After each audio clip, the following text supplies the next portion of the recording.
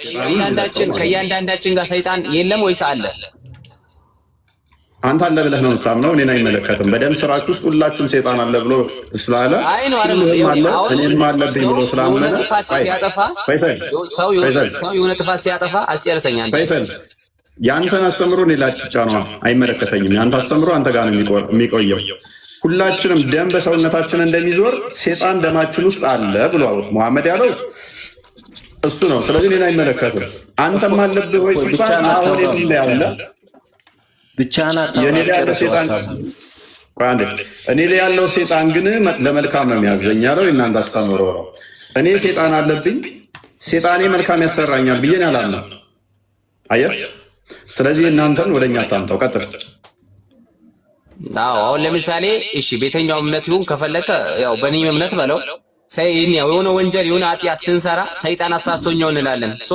ይሄ ሰይጣን ካንተ ጋር አለ ማለት ነው። ገብቷል? ይሄንን ሰይጣን ደግሞ ራስን ዲፌንድ የምታደርግበት መንገድ በምንድነው? አላህንና አላህን ብቻ በመገዛትና አንዳንድ ሱራዎች አሉ ያንን በመቅራት ያ ሰይጣን አንተን እንዲያሳስና ካንተ ጋር እንዲርቅ የምታደርግበት መንገድ አለ እኛ እስልምና ውስጥ ማለት ነው። እሱ ማለት የፈለገው በቀላሉ እሺ ልጠይቅህ ልጨርስ እሱን ተከታትሎ እግር በእግር እሱን ሊያሳስተው የሚችለውን ሰይጣን ነው አርቅልኝ ብሎ አላህን የለመነው። ገብቷል? አሁን ለምሳሌ ኢየሱስ ክርስቶስ ኤሎሄ ኤሎሄ ለማሰበከኒ አለ ማለት እሱ ሰይጣንን ለመሸወድ ነው አይደል? እንደዛ ያለው አይደል?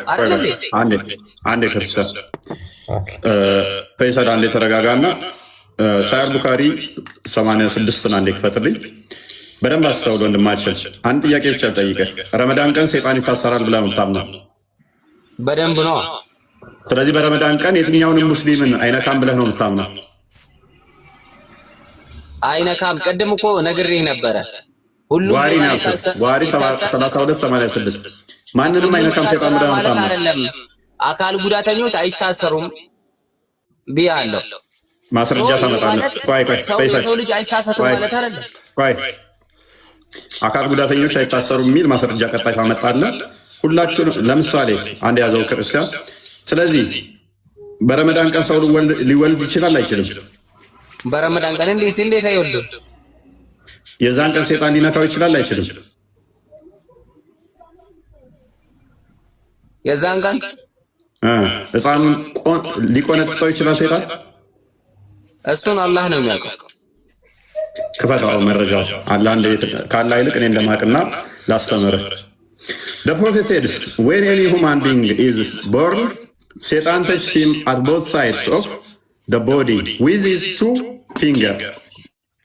ልክ ሰው ሲወለድ ምን አለ ነብዩ? ሰይጣን በሁለቱ ጫፍ ይነካዋል በጣቱ አለ። Except Jesus, the son of Mary, whom Satan tried to touch but failed. For he touched the placenta cover inside. ምን አለ ነብዩ? ከኢሳ የማርያም ልጅ በስተቀር ሁላችሁንም ሰይጣን ቆንጥጧችኋል፣ ሰይጣን ነክቷችኋል። ሲወለድ በሁለቱ ጫፎች ይነካዋል። ኢሳን ግን ሊነካው ሞክሮ ፕላሴንታ ወይንም ደግሞ እንሸረተዋ ነበር እሱን ነው የነካው አለ። ስለዚህ በረመዳን ቀን ልጅ የሚወለድ ከሆነ ልጅ የረመዳን ቀን የሚወልደውን ይቆነጥጥብሃል ሰይጣን መጥቶ። ሰይጣን ይታሰራል የረመዳን ቀን ያለው ነብይ ውሸታም ነው ማለት ነው። ከኢሳ በስተቀር ሁሉንም ሰይጣን ህፃናቶችን ሰይጣን ስለሚያስለቅስ no child is born but he is pricked by the Satan. እንግሊዘኛው አንድ ህፃን እንኳን አይወለድም ማለት በሰይጣን ሳይወጋ ሳይቆነጠጥ በሰይጣን ማይቆነጠጥ ማይወጋ አንድም የለም ማለት አንዴ ለናት። እሺ እፎይ ተርጉምለት አማርኛውን እያለ ስለሆነ ችግር የለውም አይተርጉም። ስለዚህ ነብዩ ውሸታም ነው እያልን ነው ወይንም ይጋጫል ከራሱ ንግግር ጋር። አንድም ልጅ አይወለድም በሰይጣን የሚወጋ የሚቆነጠጥ ቢሆን እንጂ ካለ በኋላ በረመዳን ቀን ደግሞ ሰይጣን ይታሰራል አይነካችሁም ካለ እየዋሸ ነው ማለት ነው። ተርጉም ነበር አማርኛ ክርስቲያን እየዋሸ ነው። የመናይ ላይ ተርጉመው ነብዩ ጋር የተሻለ ከዛ በኋላ ደስ ያለን እንትን ትለኛለህ። አንድ ጊዜ ልናገር ቆይ ተከትላለህ። አንዴ ተርጉም ከድር ተመለስ። ከድርና አብዲ እኔ ይሄ ነገር ትንሽ አወዛጋቢ ስለሆነብኝ ማለት ነው። አሁን እኔ ራሱ እየተወዛገብኩ ነው። ኦኬ አንድም ልጅ አልተወለደም፣ በሰይጣን ተወግቶ ማልቀስ ይጀምራል። ከማርያም ልጅ እና ከእናቱ በቀር በሰይጣን ተወጋ አልተወጉም ለማለት ነው። ከማርያምና ከኢየሱስ በስተቀር ሰይጣን ሁሉንም ወግቷቸዋል። ሲወለዱ ይወጋሉ፣ ያስለቅሳቸዋል ሰይጣን። አንተ ደግሞ ምን ብለህ ታምናለህ መሰለህ? ምን ብለህ ታምናለህ መሰለህ? ሰው ሁሉ ሲወለድ ሙስሊም ነው ብለህ ታምናለህ። ኦፍ ኮርስ ውጪስ ተረት ተረት ቢሆንም ቁርአን ላይ ባይኖርም፣ ነገር ግን ይህንን ተረት ተረት እንደው አክሴፕት እናድርግና ፎር ሴክ ኦፍ አርጉመንት ያንን ሙስሊም የሆነውን ሕፃን ልጅ ምንም አያውቀውም። የለም ይኸው አሁን ልመታብህ ነው በደቂቃ ውስጥ አዳምጥ። ፎር ሴክ ኦፍ አርጉመንት ብቀበልም እንኳን እንዴት እንደመታብል አሳየ። ሰው ሁሉ ሲወለድ በሰይጣን ይወጋል ያልከው፣ ረመዳን ቀን ደግሞ ሰይጣን ሙስሊሞችን አይነካም፣ ሰይጣን ይታሰራል ያልከው፣ ረመዳን ቀን ሰው ይወልዳል። የሚወለዱ ህፃናት በሙሉ በሰይጣን ይወጋሉ። ቁርአንህ ላይ ደግሞ ምን ይላል? ሰይጣንን ወደ ሰዎች የሚያስጠጋው አላህ ነው። ሱራ 15 ከ39 ጀምሮ ሰይጣንና አላህ የሚያደርጉት ክርክር ውይይት አለ። ሱራ 17 ከ64-65 ላይ ማየት ትችላለህ። በአማኞች የሚያነካካው እንደሚለው እንዴት ነው ሊነካ የሚችለው መመልከት ትችላለህ። ወደ ሰዎች ሰይጣን የሚያስጠጋው አማኝ ወዳልሆኑ ደግሞ ሰይጣን ነው፣ ሶሪ አላህ ነው። ሰይጣንን ራሱ ወደ አማኝ ወዳልሆኑት የሚያስጠጋው አላህ ከሆነ ህፃናቱን ሰይጣን የሚያጣብቅባቸው እንዲቆነጠጡ የሚያደርጋቸው ራሱ አላህ ይሆናል። ያውም መቼ ቀን በረመዳን ሰይጣን ይታሰራል በተባለው ላይ ያስቆነጥጣቸዋል። ምክንያቱም ከኢሳና ከሜርያም በቀር ሁሉንም ሰይጣን ስለሚቆነጥጥ ነብይህን ጭምር ማለት ነው። ነብይ የተወለደው የረመዳን ቀን ነው። ሰኞ ቀን ነው የተወለደው። ሰኞ ቀን ነው መገለጥ የመጣለት በረመዳን ማለት ነው። እንትን የምትሉት መገለጡም የመጣለት ያው አመቱን በዛ ስለምታከብሩ ማለት ነው። ስለዚህ ነብይ ጭምር ተመዥልጓል ማለት ነው። ረመዳን ያው ወራቱን መሰረት ያደረገ ስለሆነ ማለት ነው። እሱንም አስለቅሶታል ማለት ነው፣ ወግቶታል። እሺ አሪፍ። አሁን እኔ ልልህ የፈለግኩት ምንድነው መሰለህ? ኦፍ ኮርስ ከኔ እውቀትና ያው አንተ ከምታወራው አንዳንድ ነገሮቹ አልተመጣጠንም አይደለ? እኔ ደግሞ ምን ላደርግ አሰብኩ መሰለህ? ያው የምትቀበል ከሆነ ማለት ነው።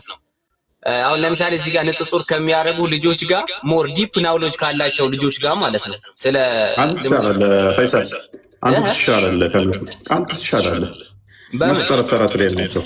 አረ በብዙ ነገር አንተ ቢያንስ አይምሮን ትጠቀማለህ። ድራማ ሰራም ቢያንስ አንተ የምታውቀውን መለስክ፣ ማታውቀውን ደግሞ አላውቅም ነው ላስሉ ሌሎች ናቸው እና ከነዛ ልጆች ጋር አንተ እንደዚህ ግንኙነት ፌስ ቱ ፌስ ማለት ነው። ፌስ ቱ ፌስ ኦንላይን ተገናኝታችሁ ኦንላይን ላይ ማለት ነው። በቃ ተገናኝታችሁ ከፈለጋችሁ አንተ ቤት ከፈለግከ እኔ ቤት ፋይሰል ደስ ይለኛል። እኔ በግል ፋይሰል በቃ ቴንክ ዩ አስተያየት ቴንክ ዩ ኤኒዌይስ አብዲ ነው ኢብራሂም ነው የሚቀርመው ወይንስ ሙፍቲ? ሚፍታ ሰዎች ሙፍቲ ያለ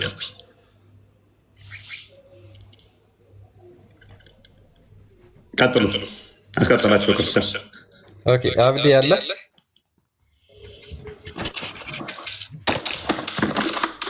አብዲ ወይም ኑሪ አብዲ ኑሪ ኢብራሂም ቀጥሉ። ሚፍታ አቡ ካሊድ እሺ። ለማንኛውም አሪፍ ነው ቆይታችን፣ ቆንጆ ነበረ። ያው እኔም ራሴን እንድፍትሽ ምናምን አድርጋችሁኛል። ቴንክ ዩ። ግን ደግሞ እንትን ለምሳሌ ሬስ አንድ ጊዜ ቆይ አረጋለሁ፣ ችግር የለም። አንተን ለምን እንደዚህ ብናደርግ ሰው ለምሳሌ አንድ የሆነ ርዕስ ላይ አንስተን እዛ ላይ በደንብ ዲፕ ብናወራ ምን ይመስላችኋል? አሁን ሳይሆን ለሌላም ጊዜ ማለት ነው። እኔ እመጣለሁ፣ ችግር የለውም። ይቻላል። ቴክስት አድርግልኝ በቃ እሺ፣ በርታ። እሺ፣ ቼክ አድርጋቸው። አሁን ያነሳናቸውን ያቸው በደንብ ችግር የለውም። አየዋለሁ፣ እንዴ ግድ ነው። እሺ፣ በርታ። ሚፍታ አለ። አቡ ካሊድ ቀጥሉ እስኪ ሙስሊሞች። ኢብራሂም አቤት አቤት፣ ሰላም ናችሁ? ሰላም፣ እንዴት ነህ? አለን። እንደምን ቆያችሁ? አለን፣ እግዚአብሔር ይመስገን። ጥያቄውን ሰምተኸዋል? አውቁ ገባ ወጣ እያልኩኝ የሰማው ነበር ስራ ላይ ስለሆንኩኝ። ኦኬ ሰይጣን በረመዳን ይታሰራል ብለህ ታምናለህ? ያው ይታሰራል። ኦኬ ስለዚህ በረመዳን ሰይጣን አይፈታም ይታሰራል። ሁሉም ሰይጣን ነው የሚታሰሩት ወይስ የሚቀሩ ሰይጣናት አሉ ብለህ ታምናለህ አንተ? ያው እሱ ዑለማዎች በገለጹት መሰረት ነው ማምነው እኔ። ተዋቸው ዑለማዎችን። ሙሐመድ የተናገረው አይ አልተዋቸው። ሙሐመድ የተናገረው እነሱ ተረት ሙሐመድ ከተናገረ ውጪ ከተናገሩ ተረት ነው የሚሆነው። ምክንያቱም ሙሐመድ ያልተናገረው መናገር ስለማይቻል። አይ ሲጀመራው ትክክለኛ ዑለማዎች ከሆኑ ከነብዩ ሰለላሁ ዐለይሂ ወሰለም ውጪ ማይናገሩ እኮ ሙሐመድ ካልተናገረ እነሱ ከታምተው ነው የሚናገሩት። ስለዚህ የራሳቸውን ተረት ነው የሚናገሩት ማለት ነው። እኔ አሁን ሙሐመድ የተናገረው ነው ያልኩት። ስለዚህ ሰይጣን እሺ ሁሉም ሙስሊም ላይ ሰይጣን አለበት ብለህ ታምናለህ አይደል አቡ ካሊድ? አዎ አለ ማለትም አዎ ያው ግልጽ ጠላታችን ነው ሙስሊም ማለትም ሰይጣን እና እናንተ ጠላታችን ነው አቡ ካሊድ? አዎ ጠላታችን ነው። እና ነብይ እኮ ለመልካም ያዘኛል አለ እኮ። ለመልካም ያዘው ከሆነ እንዴት ጠላት ይሆናል? ያ እኮ ሰልሟል። ነብዩ የሚያዘው እኮ ሰልሟል። እና እሱ አይታሰርም ለረመዳን ተገናኝተናል። ሰልሟል። ነብዩ ያዘው ሰልሟል። ነብዩ ዝማል ነብዩ ሲሞት አሁን ያለ ያ ሰይጣን አይ ማለትም መስለም አይችልም ነው ሰይጣን ማሬን ያለ አሁን ያ ሰይጣን ነብዩ ሲሞት አብሮ ሞተ ወይስ መቃብር ውስጥ ነው ያለው ወይስ ለአንዱ ሰውዬ ላይ ተጣብቋል? አረ ወደ ሌላ ውስጥ አንግባ። ብዙም እንትን እንዳና እኔ ማንተ ስናወራ እኔ ማንተንም እምነት ላክብር አንተ እምነት አክብረህ ነው ማይሆን ሶሪ እሺ ይቀርታ ስለሚያስቀኝ ነው አንዳንድ ነገሩ። እሺ አቡ ካሊድ እና ያ ሰይጣን አይታሰርም ነው ያልከው? ሙሐመድ ላይ የነበረበት ሰይጣን ለጥሩ ነገር ስለሚያዘው ማለት ነው። ከሰለመው በኋላ ለምንድን ነው የሚታሰረው? አይታሰርም ማለት ከሰለመው በኋላ አይታሰርም ማለትም አሁን እኔ ያልኩ ኦኬ እሺ ችግር የለውም። እሺ ሰለመ ማለት ምን መሰለህ? ግልጽ አድርጉላቸው። ሰለመ ማለት ምን ማለት ነው? ሙሐመድ ነብይ ነው ብለው አመነ ማለት ነው ሰይጣኑ። ሰለመ ማለት ሙሐመድ ነብይ ነው ብሎ አመነ፣ ከሙሐመድ ጋር ህብረት አደረገ፣ ሙሐመድን ጋር ተስማሙ ማለት ነው ሰለመ ማለት አለ። ያ እሱ ብቻ ሳይሆን እፎይ የሚያዘውም ሰይጣኑ ራሱ ነው። ሰይጣኑ ራሱ ጋይድ ያደርገዋል ሙሐመድን ማለት ነው። ኢማጂን እንግዲህ ሰይጣን እናንተን ለጥሩ ነገር ሲያሰራችሁ መልካም አድርጉ ብሎ ሲናገር ማለት ነው። ይሄ በምን አይነት አይኑራችሁ ልትቀበሉት እንደምትችሉ አናውቅም። ችግር የለውም ሙስሊሞች ተቀብላችኋል። እናንተ ከማን ጋር ህብረት ማድረግ እንዳለባችሁ ራሳችሁ ታውቃላችሁ። አይ እሱ እናንተም ጋር ያዛል፣ ችግር የለውም። አሁን ሰይጣን ለመልካም ያዛል ብለን በፍጹም ስለማናምን ችግር የለውም። ቆይ አሁን እሺ ያ ሰይጣን ሙሐመድን ወደ መልካም የሚያሰራው ከሆነ ለምን ሁልጊዜ ማታ ሙሐመድ ሲተኛ አላህ ሆይ ሰይጣኔን አስወጣልኝ ብሎ ለምን ዱዓ ያደርጋል? ያ የነበረው ሰይጣን አንድ ሰይጣን እኮ ነው መጀመሪያ እንትን ያለው። ሌላው ደግሞ ያው ከሰይጣን ጠብቀኝ ብሎ ዱዓ ማድረጉ እኮ ሰይጣን ሙሉ በሙሉ ከነሱ ጋር ነው ማለት አይደለም። ኦኬ ሁለት ሰይጣን ነው ያለበት፣ አንድ ለጥሩ የሚሰራ አንድ መጥፎ የሚያሰራ። ሄሎ ኧረ ተው በእናትህ እንዴት ነው የምትቀልደው? የራሴን ሐሳብም ተወራለህ። አይ ቀልድ አይደለም እንዴ ሰይጣን አለበት። አሁን እኮ ሰሃቦች ከእናንተ መለስ አድርገውና ክርስቲያን ያ መለስ አድርገውና እሺ መለስና አድርገውና ቶፒኩን ሾፍቶ እንዳይሆንብን ሰይጣን ይታሰራል ብለህ ነው የምታምነው አቡ ካሊድ? ኦኬ በድር ጦርነት ደግሞ በረመዳን ቀን የተካሄደዋል። ታዲያ ለምንድን ነው ሰይጣን ሊሳተፍ የቻለው የበድር ጦርነት ላይ?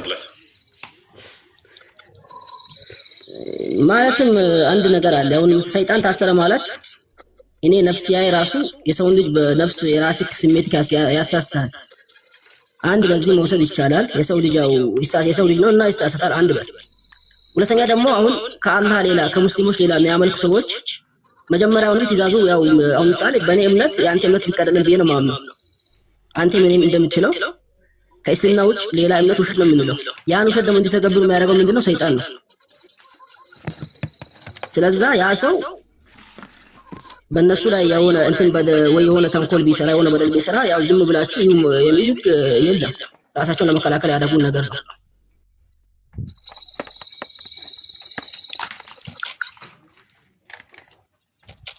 እኔ እንደዛ ነው የምወስደው። አልገባኝም ምንም ያወራው ማለትም የዛኔ ጦርነቱ የነበረው ከሙሽሪኮች ጋር ነው። ሄሎ አንዴ ይሰማል። ሳዲ አስማ ተራ እንጠብቃለን። ቀጥላ ቡካሊፍ ሄሎ ከሙሽሪኮች ጋር ከሆነ እነዛ ሙሽሪኮች ለምሳሌ ሙስሊም አይደሉም፣ ያጋራሉ። ስለዚህ እነዛ ጋር ደግሞ በሰይጣን ነው የሚያምኑት፣ የሰይጣን ትእዛዝ ነው የሚተገብሩት ሙሉ ለሙሉ። ሰይጣኖቹንማ መሐመድ እንደሚያምኑበት እኮ ተናገረ። እሱ ማተር አያደርገንም። ዋናው ነገር ፖይንታችን እኛ ምንድነው እሱ ሰይጣን የረመዳን ቀን ይታሰራል ከተባለ በኋላ በረመዳን ለታ ደግሞ ኢብሊስ እስከነ ሰራዊቱ ጦርነት ተሰልፎ መጣ እኮ ሊገጥማችሁ ሊወጋችሁ እኮ ሙስሊሞችን ሊወጋ እስከነ ሰራዊቱ የረመዳን ቀን ይታሰራል በተባለበት ቀን ሊዋጋችሁ መጣ። ቁራሾቹን አይደለም ወይም ካፊሮቹን አይደለም እኮ ሰይጣኑ የተዋጋው፣ አማኝ ነን የምትሉትን እናንተን የተዋጋው እኮ ሰይጣኑ እኮ። ማንን ተጠቅሞ ነው የመጣው? ማንን የሚጠቀም? አይ እንደዛ አያስኬድማ። የተጠቀማቸው ሰዎች ምንድነው ማስኬደው? ዋና ፖይንታችን ማንን ተጠቀመ ሳይሆን ሰይጣን የረመዳን ዕለት ይታሰራል የለም ብላችሁ ካመናችሁ በኋላ ገነት በር ይከፈታል፣ ሰይጣን ይታሰራል ከተባለ በኋላ ሰይጣን ሊወጋ ይመጣ ብለህ ማሰብ በራሱ ሁለቱ ኮንትራዲክሽን ናቸው እኮ አልኩ። እዚህ ጋር ለምሳሌ እነዛ የተጠቀማቸው ሰዎችን ደግሞ እነዛ ሰዎች ተንኮል ምን አገናኘው? ከተጠቀማቸው ሰዎች ጋር እኮ ምንም አያገናኘውም እኮ። ሁሌም እኮ ሰይጣን እኮ በኖርማል ጊዜም ቢሆን እኮ አማኝ ከሆንክ አማኝ ያልሆነውን ተጠቅሞብህ ያመጣብሃል። ሰይጣን በተለያየ መልኩ ሰይጣን ይመጣል። በደህናውን ጊዜ ረመዳንን መጠበቅ አይጠበቅብህም። እንደዛ ደግሞ ሰይጣን የሆነን አካል ተጠቅሞ ለመምጣት ረመዳን መጠበቅ አይጠበቅበትም። ግን ረመዳንን ሲለየው በረመዳን ቀን ሰይጣን አይነካንም ወይንም ደግሞ ሰይጣን ታስሯል ብለህ በምታምንበት ቀን ላይ ሰይጣን ሊወጋህ እስከነ ሰራዊቱ ተሰልፎ ከመጣብህ ብቻውን ሳይሆን ሰራዊቱን አስከትሎ ከመጣብህ እና ጦርነት ከገጠመ ምንድነው እሱ ሰይጣን ታስሯል የምትለን ታዲያ? ያውም እኮ ከኖርማል ቀን ሰይጣን ከሚገጥምህ በላይ በረመዳን ቀን ጭራሽ ጦርነት ገጠመ። አሁን እዚህ ጋር እኔ አሁን ቅድም ብያለሁ፣ እዚህ ጋር የተጠቀማቸውን ሰዎች ሙሽሪኮችን ነው። እነዛ ሙሽሪኮች ደግሞ እስላም ውስጥ አይደሉም። ሁለተኛ ደግሞ ያው ማን ነው የሚባል ብቻ ረስቼዋለሁ። ተጠቅሞ የመጣውን ሰው መጀመሪያ ልክ እንትኑን ከላይ እንትኖችን መላኮችን ሲያይ ሸሽቶ ሄዷል የሚል እንትን አለ። እኔ ከራስ ጋር እየታገልክ ነው። አሁን ቀጥታ ሙሐመድ የተናገረው ንግግር ወይ ስህተት ነው ወይ ይጋጫል። ያንን መቀበል ነው ያለብህ አንተ። ለምን በረመዳን ሰይጣናት ይታሰራሉ ብሎ በግልጽ ተናገረ። ሰይጣናት ነው ይታሰራሉ ያለው። ስለዚህ ሰይጣናት ይታሰራሉ ካለ በኋላ በረመዳን ደግሞ የበድር ጦርነት፣ ትልቁ ጦርነት እናንተ ሁሌ የምታወሩለት ተካሂዶ ነበር። በዛ ሰዓት ሙሽሪኮችን ደግፎ የመጣው ሰይጣን ከነሰራዊቶቹ ነበር። ኢብሊስ ከነሰራዊቶቹ ሊደግፎ ሙሽሪኮችን መጥቷል። ስለዚህ አልታሰረም ነበር። ወይ ሙሐመድ አቅም እየዋሸ ነው፣ ዝም ብሎ ተረት ተረት ነው የሚናገረው፣ ወይም ደግሞ ሰይጣን በዛ ቀን አላህ ሳያስረው ቀርቶ ነበር። ይሄ ነው ሐሳቡ። ግልጽ ነው፣ በጣም ግልጽ ነው። በነገራችን ላይ ይሄ ብቻ አይደለም፣ ሌላ ብዙ ነገር ያደረገው ነገር አለ ሰይጣን በረመዳን ነው። ባይዘው ሰይጣን እስልምና ላይ አቅም የለውም ይላሉ እንጂ ሙስሊሞችን የውድ ጦርነት ላይ እርስ በርስ አገዳድሏቸዋል። በሴፍ ሁለት አንዴ አቡ ካሊድ ካሜራን አንሳው፣ ማይክን አንሳው እስኪ። ሁለት ሙስሊም በሴፍ ከተገዳደለ ምንድን ነው የሚፈጠረው? ሁለት ሙስሊም ሴፍ አንስተው ቢተራረዱ ምንድነው የሚሆኑት? ያው ነብዩ ሰለላሁ ዐለይሂ ወሰለም የጀሃነም ናቸው ብለዋል። እናመሰግናለን። ሴጣን ጮሆ ሙስሊሞች እርስ በርስ እንዲተራረዱ አድርጓቸዋል። ስለዚህ የመሐመድ ሰሃባዎች ገሃነም ናቸው ማለት ነው።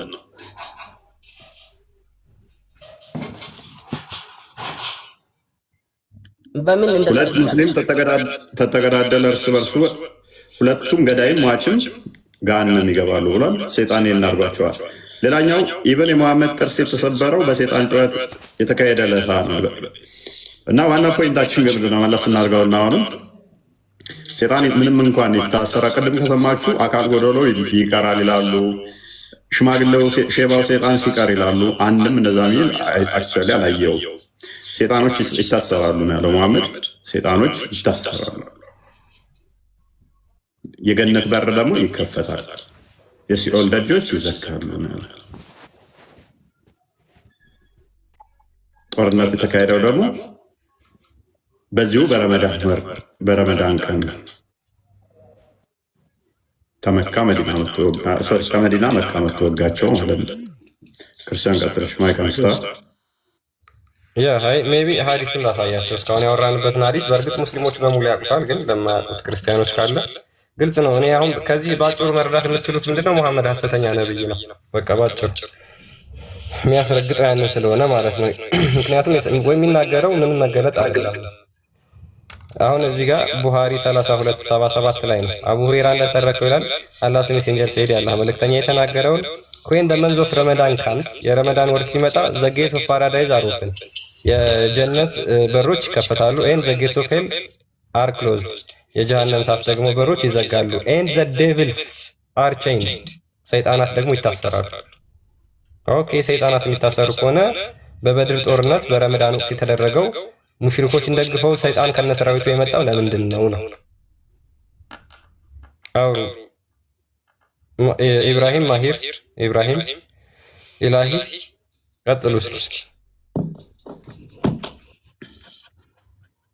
ማሂር አለ። ኦኬ ሰላም ነው ኢላሂ። ሰይጣን ይታሰራል ማለት በመጀመሪያ ተረድታችሁታል? ምን ማለት ነው? እስኪ ምን ማለት ነው? አብራሪ ለንጎሽ። ሰይጣን ይታሰራል ማለት ለምሳሌ እኔ ዛሬ በዚክር በዱዓ ካዋልኩኝ ሰይጣንን አስገዋለሁ ማለት ነው። ስለዚህ በየቀኑ ማሰር አይጠበቅባችሁም። ረመዳን መምጣት አይጠበቅበትም። የረመዳን ሙእሚን ሁልጊዜም ሰይጣንን ማሰር ይችላል። ኦኬ ሙሐመድ ሙእሚን ነው አይደለ? ስለዚህ ሁሌ ዚክር እንትን ይላል፣ ሰላት ይሰግዳል፣ ሰይጣንን ማሰር ይችላል ማለት ነው ሁሌ። ኦኬ ለምንድን ነው በበድር ጦርነትና ታዲያ ከሱ ተቃራኒ ሆኖ ሊወጋው ሲመጣ ያላሰረው? ያን ቀን ዚክር ስላላደረገ ነው? ስላልጸለየ ነው? ሰላት ስላላደረገ ነው? ሰንፎ ነው ያን ቀን? ምን ማለት ነው? አንቺ ማለት ነው ጦርነት አለ ጦርነት አለ፣ ድካም አለ። እዚያን ሰዓት ደግሞ ጦርነት ላይ ሆነው ባፋቸው ዲቫይስ ድካም ምንድን ነው የሚፈታው? ድካም አለ ስትይን እባክህ ድካም ምንድን ነው? ከሰው ጋር እየተወበዱ ጾሙንም እኮ ምግቡን በልቷል እኮ ጾሙንም አፍርሷል። ይዛለ ጾሙንም አፍርሷል እኮ የዛለታ በልቷል አይደለ? ምን ይደክማል? 1892ን ክፈትላት ክርስቲያን ቡሃሪ ምግቡንም ጥርጥቅ አድርጎ በልቷል እኮ።